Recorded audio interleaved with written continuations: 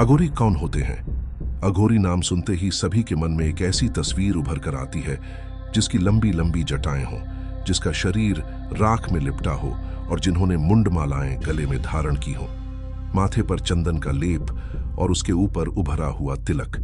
यह डरावना स्वरूप हर किसी के मन में भय पैदा कर सकता है, परंतु इनके नाम का अर्थ विपरीत होता है।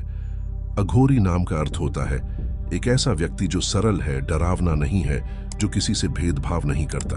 अघोर पंथ का इतिहास मान्यताओं के अनुसार भगवान शिव को अघोर पंथ का प्रणेता माना जाता है। कहा जाता है भगवान शिव ने ही अघोर पंथ की उत्पत्ति की थी। वहीं भगवान शिव के अवतार भगवान दत्तात्रेय को अघोर शास्त्र का गुरु माना जाता है। भगवान विष्णु, भगवान ब्रह्मा और भगवान शिव, इन तीनों के अंश और स्थूल रूप से दत्तात्रेय ने अवतार लिया था। अघोर संप्रदाय में बाबा कीनाराम की पूजा की जाती है। इस संप्रदाय के अघोरी भगवान शिव के अनुयायी माने जाते हैं। कहां और कैसे करते हैं साधना? मान्यता के अनुसार श्मशान घाट में अघोरी 3 तरह से साधना करते पाए जाते हैं।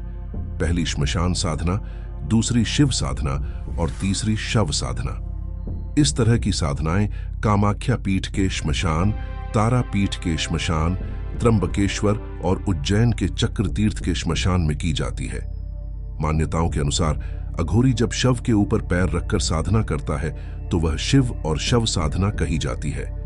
इस साधना का मूल शिव की छाती पर माता पार्वती का पैर रखा हुआ माना जाता है। इस साधना में प्रसाद के रूप में मुर्दे को मांस और मदिरा चढ़ाई जाती है। इसके अलावा तीसरी साधना श्मशान साधना मानी जाती है। इस साधना में परिवार के लोगों को भी शामिल किया जा सकता है। इस साधना के दौरान मुर्दे के स्थान पर शवपीठ की पूजा की जाती है। इस जगह पर प्रसाद के रूप में मांस मदिरा के स्थान पर मावा अर्पित किया जाता है।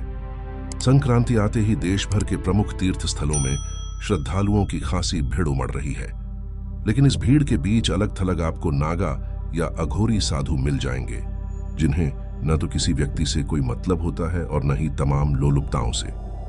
ये तो बस अपने आप में रमे रहते हैं। इनकी साधनाओं में इतनी शक्ति होती है कि ये श्मशान में मुर्दों तक से बात कर लेते हैं। इनकी साधनाओं के भी विशेष श्मशान घाट हैं, जहां ये पराशक्तियों को अपने वश में करते हैं। इन श्मशानों में तंत्र क्रियाओं का फल जल्दी मिलता है। कहते हैं कि अघोरियों ने खुद इस बात को माना है कि वे शमशान में रहते हैं और अधजले शवों को निकालकर उसका मांस खाते हैं। हालांकि ये बात आम जनमानस को विभत्स लग सकती है, लेकिन इसके पीछे माना जाता है कि ऐसा करना अघोरियों की तंत्र क्रिया की शक्ति को प्रबल बनाता है। अन्य साधु संत जहां ब्रह्मचर्य का पालन करते हैं, वहीं अघोरी ब्रह्मचर्य का पालन नहीं करते हैं। केवल शव ही नहीं बल्कि जीवितों के साथ भी अघोरी संबंध बनाते हैं। ये शरीर पर राख लपेटकर और ढोल नगाड़ों के बीच शारीरिक संबंध बनाते हैं। इतना ही नहीं, जब महिला का मासिक चल रहा होता है तब ये खास तौर से शारीरिक संबंध बनाते हैं। यह क्रिया भी साधना का ही अंग मानी जाती है। माना जाता है इससे अघोरियों की शक्ति बढ़ती है। कैसा होता है अघोरियों का स्वभाव? मान्यताओं के अनुसार अघोरियों का स्वभाव बड़ा ही रूखा होता है। ऊपर से भले ही यह आपको रूखे नजर आते हैं, परंतु इनके मन में जन कल्याण की भावना निहित होती है।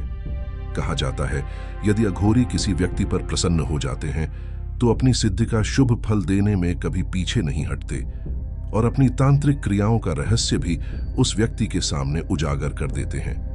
यह जिन पर प्रसन्न हो जाते हैं उन्हें तंत्र किया सिखाने के लिए भी तैयार हो जाते हैं, परंतु इनका गुस्सा अत्यंत खराब होता है। अघोरी माता काली और भगवान शिव के भैरव अवतार को अपना गुरु मानते हैं।